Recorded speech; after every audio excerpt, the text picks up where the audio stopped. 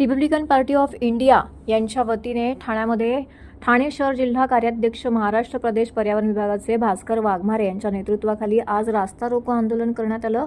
ठाण्यामध्ये 21 ऑगस्ट 2024 रोजी SC/ST आरक्षण वर्गीकरणाच्या विरोधामध्ये जाहीर समर्थन कोर्टनाका येथे भव्य धरणे आंदोलनाचं आयोजन करीत विविध मागण्यांकरिता हे आंदोलन करण्यात आलं होतं। बदलापूर येथे अल्पवयीन विद्यार्थिनीचे शोषण करणाऱ्या नराधमास फाशी देण्यात यावी तसेच देशातील सर्व आंबेडकरीवादी पक्ष संघटना यांनी संपूर्ण भारत बंदची हाक दिली होती। पण ठाण्यामध्ये अल्पवयीन मुलीवर झालेल्या शोषणामुळे वातावरण तंग असून समाज घटकात आलेल्या अन्यायाविरोधात सर्व आंबेडकरी जनता नेहमीच रस्त्यावरती उतरत असते। पोलीस यंत्रणेवरती येणारा ताण यामुळे आम्ही सर्व आंबेडकरवादी ठाण्याच्या पक्ष संघटनांनी या ठिकाणी एकत्र येऊन धरणे आंदोलन केले। तर या धरणे आंदोलनाच्या वतीने सर्वोच्च न्यायालयाच्या SC/ST आरक्षणमधील वर्गीकरण निर्णय तात्काळ रद्द करावा, बदलापूर येथे अल्पवयीन विद्यार्थिनीचे शोषण करणाऱ्या नराधमास फाशी देण्यात यावी या मुख्य मागण्या आहेत। या मागण्या पूर्ण न झाल्यास न्यायालयीन व रस्त्यावरील तीव्र आंदोलन करण्यात येईल असा इशारा ठाणे शहर अध्यक्ष भास्कर वाघमारे यांनी दिलेला आहे। ठाणे जिल्हाधिकारी कार्यालयाच्या बाहेर या ठिकाणी मोर्चा काढून हे आंदोलन करण्यात आलं। तर कोर्ट नाका परिसरामध्ये काही काळासाठी रास्ता रोको आंदोलन देखील करण्यात आलं।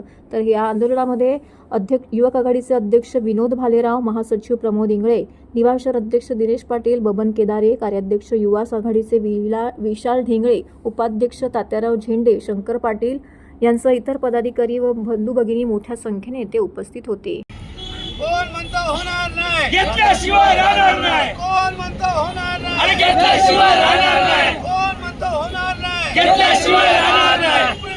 हाय हाय हाय हाय हाय हाय। जब तक सूरज चांद रहेगा,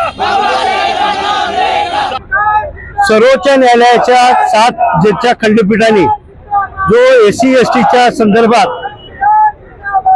वर्गीकरणाचा जो विषय दिलेला आहे, वर्गीकरणाला प्रमाणित करा आणि नॉन क्रिमिनल मध्ये त्यांना समाविष्ट करण्याबद्दल जे निर्णय दिले त्याची अंमलबजावणी करण्याची जबाबदारी राज्य शासनाने केंद्र सरकारवर टाकलेली आहे। आमची मागणी ती आहे की कुठल्याही प्रकारचे सुप्रीम कोर्टाने दिलेला जो आदेश आहे तो इम्प्लिमेंट करू नये, ना केंद्र सरकारने ना राज्य सरकारने हा इम्प्लिमेंट करू नये।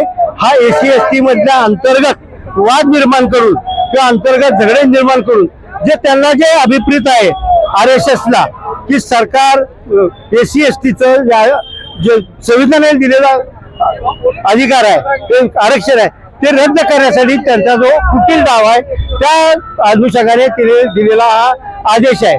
म्हणून त्या आदेशाची अंमलबजावणी करू नये, तो आदेश फिरवावा अशी आमची मागणी आहे। सर्वसामान्य दलित समाजाचं आणि आदिवासी समाजाचं नुकसान होणार आहे। नुकसानाचा असा विषय आहे की आजही समाजामध्ये त्या संदर्भात निर्णय घेऊ नये, असं अंमलबजावणी करू नये ही आमची मागणी आहे, मुख्य मागणी ती आहे।